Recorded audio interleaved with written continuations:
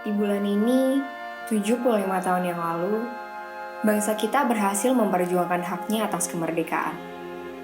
Kemerdekaan yang didapat tak luput dari jerih payah dan pengorbanan. Kini, di tahun 2020, Pemerintah memakamkan seorang warga sebuah wabah besar menyerang tanah air berpenjajah. Saat menjalani tugasnya merawat pasien COVID-19.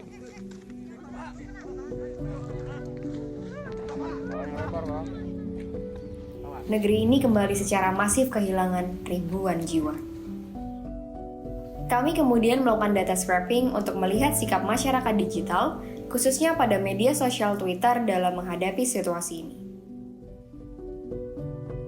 Data yang kami peroleh menunjukkan bahwa tweet mengenai COVID-19 didominasi oleh sentimen marah dengan jumlah yang cukup jauh dari sentimen percaya. Dan topik yang paling banyak dibicarakan dengan sentimen marah adalah mengenai kasus positif dan Indonesia.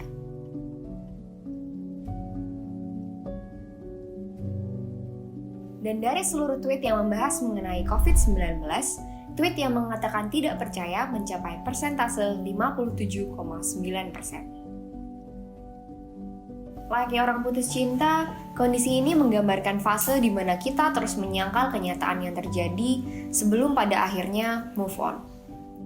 Hal ini senada dengan ulasan akan 4 tahapan individu dalam menghadapi kebiasaan baru yang ditulis oleh Dr. Carol Pemberton, ahli resiliensi psikologis. Sebelum seseorang dapat menerima situasi yang terjadi dan pada akhirnya menjalani adaptasi kebiasaan baru, di tahap pertama masyarakat akan menghadapi ketidakpastian yang diiringi dengan kekhawatiran. Lalu pada tahap kedua, terjadi disrupsi hingga banyak yang menganggap bahwa COVID-19 merupakan bencana yang telah merusak hidup mereka.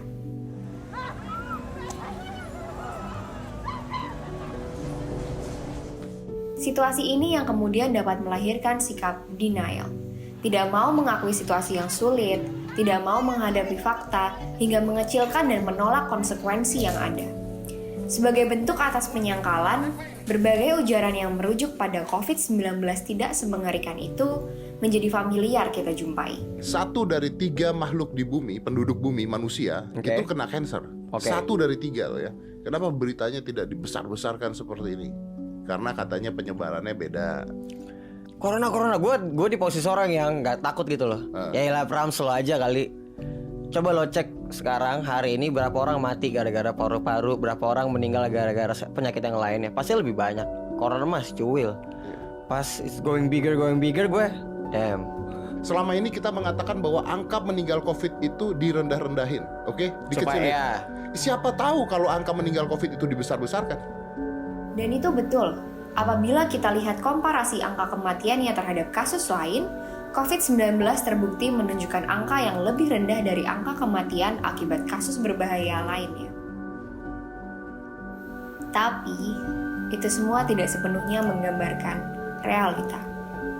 Membandingkan virus baru dengan kasus lain menjadi komparasi yang tidak sepadan. Terlebih, kecelakaan lalu lintas, kanker, stroke, dan jantung koroner tidak menular. Dibanding dengan flu biasa pun pola penyebarannya secara eksponensial jauh lebih besar. Kita seakan memiliki kendali yang terbatas terhadap virus ini, karena dalam 14 hari rentang masa inkubasi, kita tidak dapat memprediksi apa yang bisa terjadi.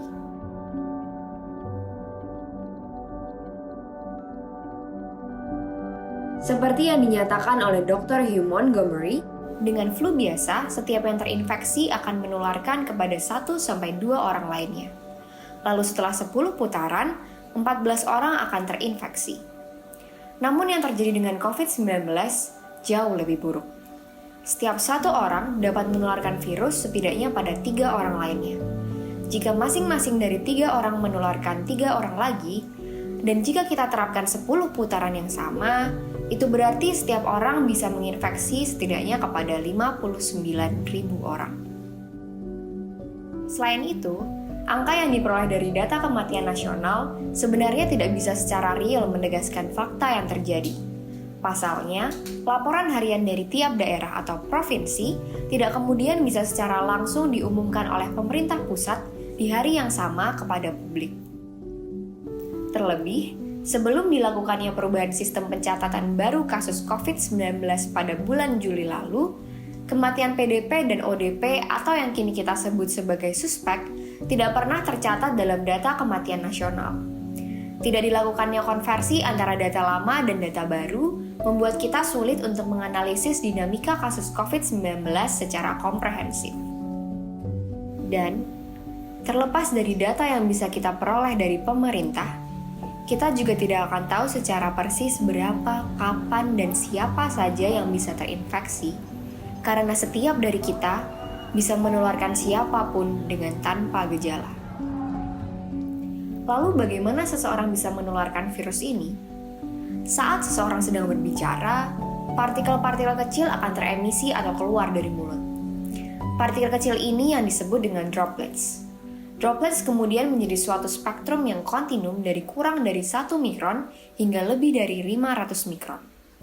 Droplets kemudian membawa virus ke udara dan dapat masuk melalui hidung, mulut, tenggorokan, dan paru-paru seseorang yang berada dalam jarak 2 meter. Itu mengapa anjuran pemerintah akan protokol kesehatan sebenarnya bukan tanpa alasan.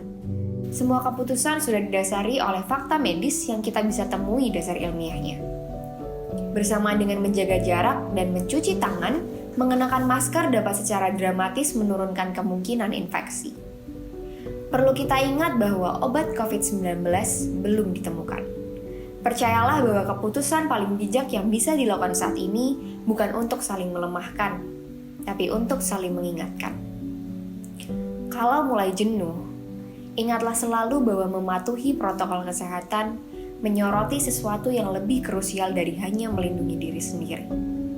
Lebih besar dari itu, kita telah secara kolektif menjaga dan merawat orang-orang terdekat kita yang memiliki resiko lebih rentan untuk terkena dampaknya. Dulu, pahlawan kita berhasil menang melawan penindas negara. Kini, mestinya kita bisa menginternalisasi semangat yang sama untuk melawan musuh tak kasat mata. Dan pada saat semua orang telah memiliki kesadaran yang sama, disitulah kita semua bisa memenangkan peperangan